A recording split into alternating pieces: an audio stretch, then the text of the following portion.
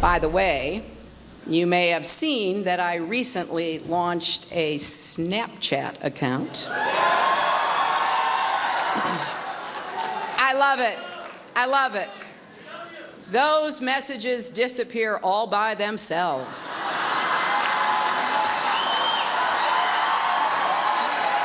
That was Hillary Clinton last Friday in Iowa, making a joke of her email scandal. But she may not be laughing now after being dealt a major blow by potential voters. A new poll now showing Clinton may be more disliked than she has been in decades. As a brand new survey from CNN shows, her unfavorability rating is now at a whopping 53%, a number that Clinton has seen just one other time in 23 years of polling. Our next guest says numbers like that suggest Democrats could soon be having second thoughts. Chris Darwell is Fox News digital politics editor. All right, Chris, you know the landscape for decades and well beyond before you were born. You know all the polls of all time. How bad is this for Hillary? Yes. Well, I remember all of Hillary Clinton's polling because I was a big dork in high school. And I can tell you that this is, I wouldn't say catastrophic, except for the fact that the Democrats don't have an alternative. She has time. She is dragging through this. She is punishing her party. You say second thoughts. I would say, based on numbers like these, they're having third and fourth thoughts. And this is why they are to the point that they say the 70-something vice president of the United States. What about that guy? They're lifting up every rock, looking behind every tree. Is there something else that we can do? And so far, the answer is no. They got to eat it. Okay, Alex P. Keaton. We're dating ourselves. But listen, you know it was true. Okay, so a low point for her right now. Not a good time to have your worst ratings ever when you're running for president. Our recent Fox News polling thinks that 58% of people think that she lied intentionally about what's happened with the emails. I mean, there are a lot of negatives for her right now. So where does she go for anything positive?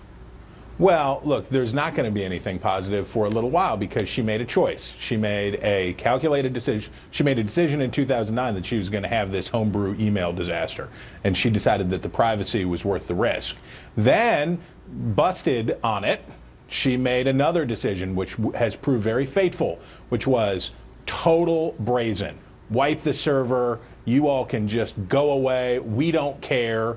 And we wiped it. It's gone. So she takes this absolutely absurd position, and then the FBI says, ta-da, this is not over. And so as long as that's cooking, her prior decision in the springtime to be so brazen is going to hurt and hurt and hurt and hurt, and it's all her own doing.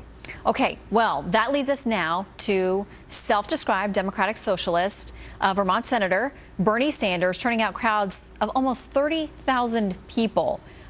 Do you think he has a chance to be the nominee, or does someone like Vice President Joe Biden, who has very positive polling in the double digits, even though he's not running, does it cause a fracture in the Democratic field where it looked like this was potentially once again going to be a sure thing for her?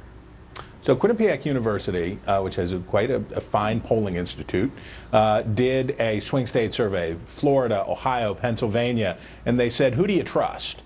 And they asked, who do you find trustworthy? And Hillary Clinton, of course, was, I believe, I don't know how Trump rated, but Hillary Clinton was the lowest on trustworthiness. She was a absolute tire fire of trust. And then they said, what do you think of Joe Biden?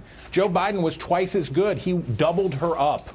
She had, to put in the simplest way I can, in the three biggest swing states, only 1 in 3 voters found her trustworthy.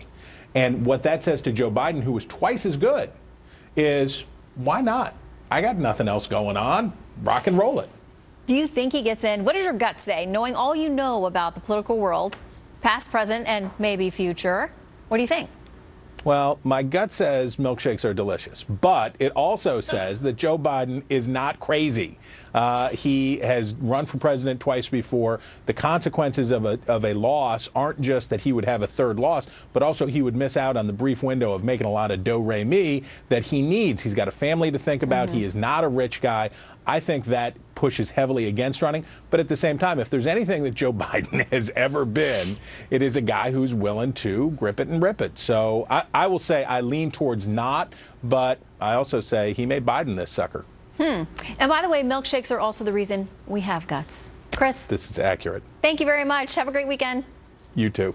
All right, as new polls show voters may be turning on Hillary Clinton, a quick look at some of the attacks she's been seeing from the media suggests maybe some of her liberal allies are jumping ship as well. Howard Kurtz and Rich Lowry are next on the left-leaning journalists who seem to be losing their faith. Look, Hillary but Clinton she had, looked to be struggling during her news conference. Oh, she was terrible. And the problem is that there's not a good answer. Right? Does anyone have a good answer for this? There is not a good answer. Really work on it. Make up one.